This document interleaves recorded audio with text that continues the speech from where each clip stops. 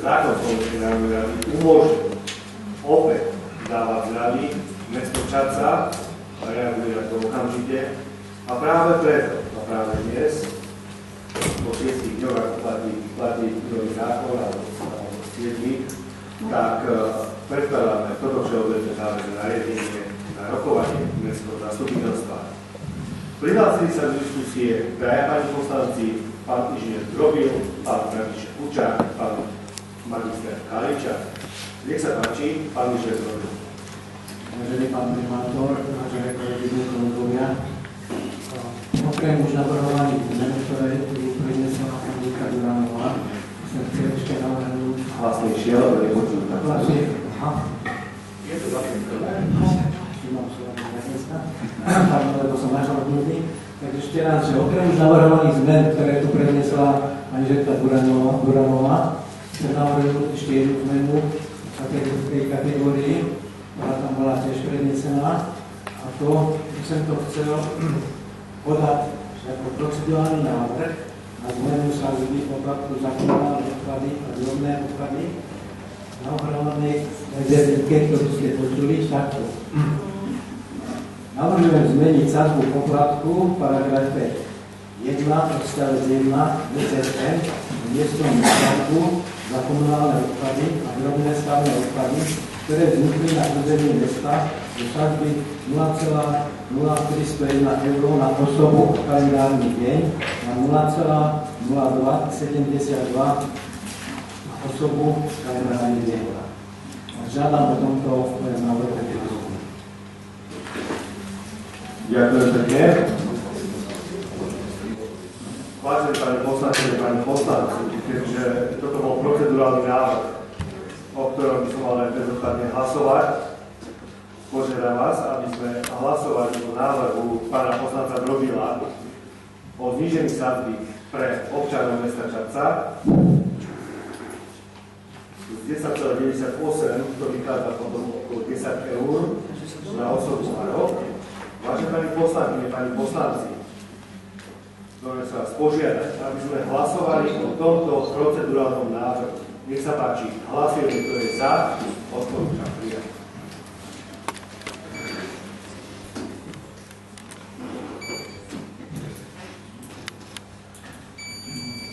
Za 24, proti 0, zdržal sa 1, tento návrh prešiel. Pokračujeme v rokovaní. Pán poslanec Kučák. Ďakujem za slovo. Neviem, či teda som zapnutý. Ďakujem za slovo. Samozrejme, ja som rád, že je návrh, kde budú nejaké sadzby znížené oproti dňu, ktoré sa reagovalo, len aspoň, že je to takto, takže budem za to hlasovať, ale budem hlasovať napriek tomu, že nie je ľúto množstvového zberu, nie je ľúto systému a chcem ešte takú otázku, ktorá trochu toho dotýka, ak mi budete vedieť odpovedať od zrušenia množstvového zberu, ako sa vyvíja náplňanie množstva separovaného zberu, teda či klesol, vstupov, ako sa toto vyvíja, či to vieme povedať. Samozrejme, nech sa páči. Ja vám môžem povedať, máte tu analýzu, ja som vám tam dala, koľko sa za minulý rok sa najviac vytriedilo odpadu a čo sa týka projektu, ktorý máme voči Európskej únie, tam je 1165 tón vytriedených zložiek, máme dosiahnuť v roku 2016. A robili sme monitorovaciu správu za tento rok, tak to máme hlboko prekročené. Takže ja vám poviem, áno, možno, že myslíte si, že občania netriedia. Ja už som to povedala aj pred rokom, kto chce triediť, tak triedi. A nám ide teraz hlavne právnické osoby a fyzické osoby oprávnené na podnikanie, aby oni triedili. My skutočne chodíme do každej organizácie, do každej firmy a my ich doslova učíme, ako sa triedi odpad, lebo každý hovorí, áno, vysoký poplatok, ale dobre, Žilina má 0,022, ale tam majú podnikatelia, organizácie každý týždeň, a dokonca tí, čo sú v centre, majú 3-krát za týždeň vývozy, musia mať, takto majú tu všeobecne záväzné nariadenie. Tak si to počítajte, že aký oni majú ročný poplatok. A hovorím, keď začnú triediť právnické osoby a fyzické osoby oprávnené tak, ako majú triediť, tak ja si myslím, že tá časť sa zníži náklady a takisto vytriedí sa čoraz viacej tých zložiek. A je to dobré aj pre tie organizácie a je to dobré aj pre mesto. Oni budú menej platiť a my budeme mať menšie náklady. My máme nádoby, ešte hovorím, kto právnická osoba akákoľvek príde a povie, že chce triediť, my sme ochotní im aj nádoby poskytnúť bezplatne, aby triedili, aby naozaj sa šetrilo na náklad.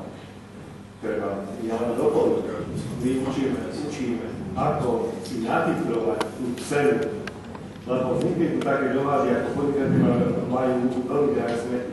Keď ich natitujeme a prídu tu, tak zistia, že vôbec nemajú drahé smeti. Po druhé, poplatok za smeti v meste Šaca, pokiaľ sme zrušili norsový zber, ja som to niekedy platil z 2000, potom norsového zberu som platil z 2900 a teraz štvorčlenná rodina obyčajná platí 42 eur za rok celá. Máme najlacnejších smetí skoro v Žilinskom kraji. Momentálne to bude 10 eur na občana a rok, a so zľavami to bude okolo 7 eur. Automatický systém ich vyhodí na 60 rokov plus tie skupiny, ktoré sme tam dali, preto lebo my sme ich mali aj minule, bohužiaľ, bol proces prokurátora, keď nebolo žalovaného, tak nebude ani súdcu, boli by sme mali zľavy aj tento rok. Ale keďže až teraz Slovenská národná rada urobila zákon, že môžeme dať tie zľavy, okamžite na to reagujeme a sú. Dokonca znižujeme. To znamená, poplatok za smeti pre obyčajného človeka v meste Čadca pre štvorčlennú rodinu bude 40 eur rok. 40 eur rok. Keby išli na iné miesto, na inú dedinu, tak platia 130 eur. Prípadne 80 eur. Čiže ideme na hranu, preto uvidíme, ako budeme pokračovať ďalej. Veľmi pozitívne sa vyvíja to, čo povedala pani inžinierka Duranová, to je zasluha jej, že chodia a pracovníci kontrolujú, že separovaný zber sa nám zvyšuje, a to je veľmi dobré. Ďakujem pekne. Pán Kaliček, vy chcete... Pán Kaliček, mi sa páči. Ďakujem. Tá kartička potom sa môže zrušiť, ja som chcel... Ja som to povedal. Preto som vám povedal, tak viac aj jednu vec, diskusia, že to je skôr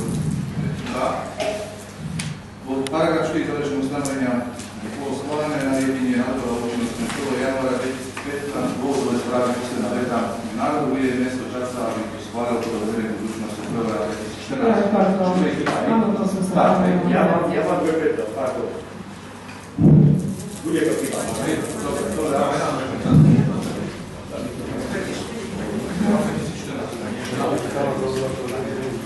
Prepačte. Áno, návrh VZDK. Ale v dôvodovej správe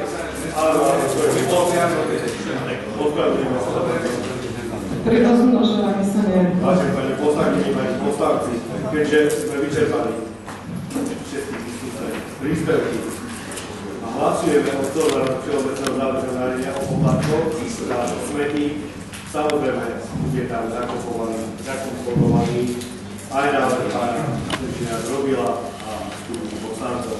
Vážené pani poslankyne, pani poslanci, hlasujeme za predloženie.